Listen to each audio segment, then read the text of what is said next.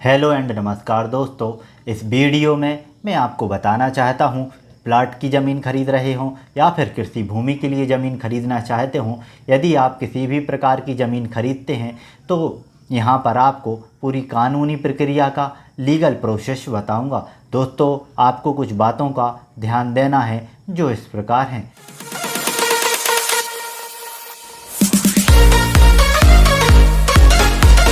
जैसे रजिस्ट्री को कैसे करवाएं, ऑनलाइन कैसे चेक करें, आपको यह भी मैं विद प्रूफ के बताऊंगा।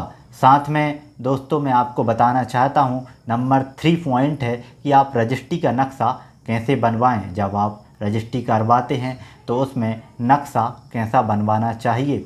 दोस्तों, रजिस्ट्री करवाते समय किन चीज़ों का ध्यान रखना चाहिए। साथ ही नंबर 5 पॉइंट है, ज़मीन पर यदि किसी प्रकार की कोई अचल संपत्ति है तो उसको रजिस्ट्री में कैसे मेंशन करवाएं, इस बात का भी हमें ध्यान रखना चाहिए। दोस्तों, इस वीडियो में मैं आपको दाखिल खारिज के बारे में भी बताऊंगा। साथ में कब आप कानूनी रूप से पूर्णतः मालिक बनेंगे, इस बारे में भी हम डिस्कस करेंगे। दोस्तों, यह वीडियो आपके लिए बड़ा ही महत्वपूर्ण और इम्पोर्टेंट होने वाला है यदि आप ज़मीन खरीदते हैं तो। चलिए शुरू करते हैं। दोस्तों, सबसे पहले आपको देखना है कि ज़मीन रजिस्ट्री को देखना है कि ज़मीन की रजिस्ट्री है तो वो किस तरह है, उसे ज़मीन किस तरह मिली है, उसे ज़मीन गिफ्ट में मिली है या फिर वसीयत के रूप में मिली है या फिर किसी से ख़रीदी है, तो यह सब आपको चेक करना है। दोस्तों, इसके बाद आपको वास्तविक कब्जा देखना है कि वास्तविक कब्जा इसलिए देखना है, उसका फ़ायदा यह रहेगा कि वास्तव में उसका कब्जा है कि किसी और ने कब्जा करके रखा हुआ है। दोस्तों, तीसरा पॉइंट यह है कि ज़मीन किसके नाम पर है। यह ऑनलाइन चेक करना है कि सरकारी रिकॉर्ड में यह ज़मीन उस व्यक्ति के नाम पर है कि नहीं। कई बार क्या होता है, मान लीजिए उदाहरण के द्वारा मैं आपको समझाने वाला हूँ। मान लीजिए कि राम नाम का कोई व्यक्ति है और उसने अरुण को ज़मीन बेच दी। अब अरुण ने उस ज़मीन तो खरीद ली लेकिन उस ज़मीन का दाखिल खारिज नहीं कराया। जब अरुण उस ज़मीन का दाखिल खारिज नहीं कराएगा तो उस ज़मीन पर जो शो करेगा वो राम का नाम ही शो करेगा। तो हो सकता है राम उस ज़मीन को कपिल को बेच दे। अब यदि कपिल उस ज़मीन का ऑनलाइन स्टेटस चेक करेगा या मान लीजिए कपिल ने देखा कि यह संपत्ति राम के नाम पर है, तो ऐसी स्थिति में वह संतुष्ट हो जाएगा क्योंकि संपत्ति राम के नाम पर शो करेगी और उसे पक्का विश्वास हो जाएगा कि यह संपत्ति या प्रॉपर्टी है जो राम के नाम पर ही। ऐसी स्थिति में वह सेटिस्फाइड हो जाएगा। दोस्तों, अब बाद में कब्जा चेक कर ले, अगर मान लो जब कपिल कब्जा चेक करने जाएगा तो उसे पता चल जाएगा कि संपत्ति या प्रॉपर्टी पर तो अरुण का कब्जा है।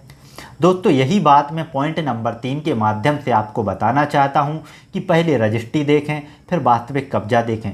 जब आप देख लें कि वास्तविक कब्जा उसी व्यक्ति का है जिसके नाम पर रजिस्ट्री है, उसके बाद आप ऑनलाइन दस्तावेज़ों को चेक कर सकते हैं कि वास्तव में जिसके नाम पर संपत्ति है उसी का कब्जा है कि नहीं। उसके बाद आपको किसी भी प्रकार की समस्या का सामना नहीं करना पड़ेगा।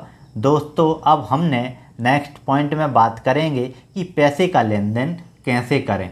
दोस्तों, रजिस्ट्री का नक्शा देखना और रजिस्ट्री लिखते समय खाता संख्या एवं गाटा संख्या, बोरिंग एवं पेड़ का विवरण देना, इन सब बातों पर हम डिस्कस करने वाले हैं। दोस्तों, यहाँ पर मैं आपको बताना चाहता हूँ कि आप कोई भी प्रॉपर्टी खरीद रहे हैं तो आपको एग्रीमेंट कराना बहुत इम्पोर्टेंट है। दोस्तों, एग्रीमेंट के बहुत सारे प्रॉफिट हैं क्योंकि एग्रीमेंट एक ऐसी चीज़ है जिसे आप कोर्ट में भी पेश कर सकते हैं। जब कोई रजिस्ट्री करने वाला व्यक्ति ऑब्जेक्शन करता है तो आप बता सकते हैं कि भाई पहले हमने एग्रीमेंट करवाया था, बाद में रजिस्ट्री करवाई। कई बार क्या है, लोगों का ईमान डावाडोल हो जाते हैं और वो कह देते हैं कि इनने हमसे ज़बरदस्ती रजिस्ट्री करवाई है। दोस्तों, यहाँ पर एक बात क्लियर कर लेना कि बिना पैसे के एग्रीमेंट ना करें, यानी पैसे के लेन देन का एग्रीमेंट ज़रूर करें कि पैसा बैंक के थ्रू ही दें, पैसे का विवरण लिखित में रखें या फिर विद प्रूफ के आप उसको सेव कर लें। किसी प्रकार का कोई मैसेज है तो।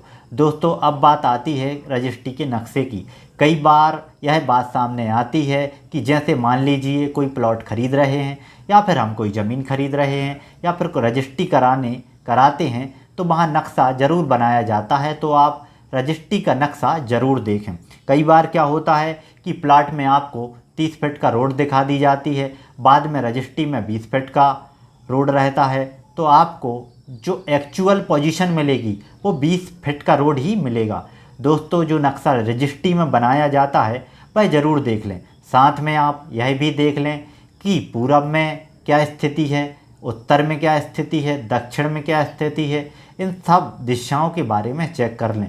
रोड पर आपकी क्या स्थिति है यह जानना आपके लिए बहुत ज़रूरी रहता है, वरना बाद में आपको प्रॉब्लम को फेस करना पड़ेगा। कई लोग रजिस्ट्री के नक्शे पर ध्यान नहीं देते हैं और बाद में बहुत पछताते हैं। दोस्तों अब हम इस वीडियो में बहुत ही महत्वपूर्ण पॉइंट पर बात करने वाले हैं। यह है कि आप रजिस्ट्री लिखते हैं या बेनामा के लेखक के पास जाते हैं, जब आप रजिस्ट्री बनती है वहाँ पर अपने खाता संख्या एवं गाटा संख्या पर बहुत ध्यान देना आपके लिए बहुत महत्वपूर्ण होता है।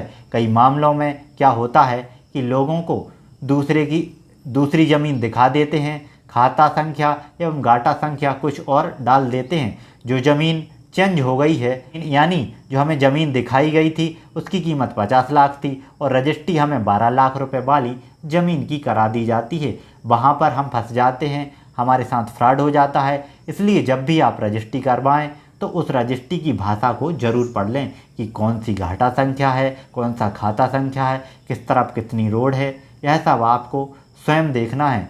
दूसरे के भरोसे में बिल्कुल ना बैठें, यह सब आपको स्वयं पढ़ना है कि खाता संख्या एवं गाटा संख्या के बारे में। यदि गाटा संख्या एवं खाता संख्या गलत होते हैं तो आपको बड़ा नुकसान उठाना पड़ सकता है। दोस्तों अब हम बात करेंगे कि जो ज़मीन आप खरीद रहे हैं उसमें कोई अचल संपत्ति, जैसे मान लीजिए कि कोई पेड़ या बोरिंग है या फिर मान लीजिए कि कोई फसल है, तो वहाँ पर आप मेंशन करवा कर उसकी भी रजिस्ट्री को करवा सकते हैं। जैसे मान लीजिए कि कोई बोरिंग है या फिर कोई पेड़ है और आपने इन चीज़ों को रजिस्ट्री में मेंशन नहीं करवाया है तो बाद में आपको परेशानी का सामना करना पड़ सकता है। जिसने आपको ज़मीन बेची है वह कहेगा कि मैंने आपको पेड़ नहीं बेचा है या फिर बोरिंग नहीं बेची है, इसके पानी का इस्तेमाल मैं अपनी ज़रूरत के हिसाब से करूँगा। ऐसी समस्याएं बहुत ज़्यादा आती हैं। तो दोस्तों रजिस्ट्री करवाते समय पेड़, बोरिंग या फिर किसी भी प्रकार की फसल है तो उसको रजिस्ट्री में ज़रूर मेंशन करवाएं। सबसे महत्वपूर्ण बात यह है कि आपको तत्काल कब्जा लेना है। आपने रजिस्ट्री करवाई है तो प्रोफार्मा आप प्राप्त कर लें। वहाँ पर आप चाहें तो फसल को भी मेंशन कर सकते हैं। मान लो आपने रजिस्ट्री आज करा ली है, फसल 1 साल बाद या 2 साल बाद आनी है तो आप फसल का अंतरण करवा सकते हैं और रजिस्ट्री में मेंशन भी करवा सकते हैं। इसके बाद आप उस फसल पर आपका अधिकार हो जाएगा।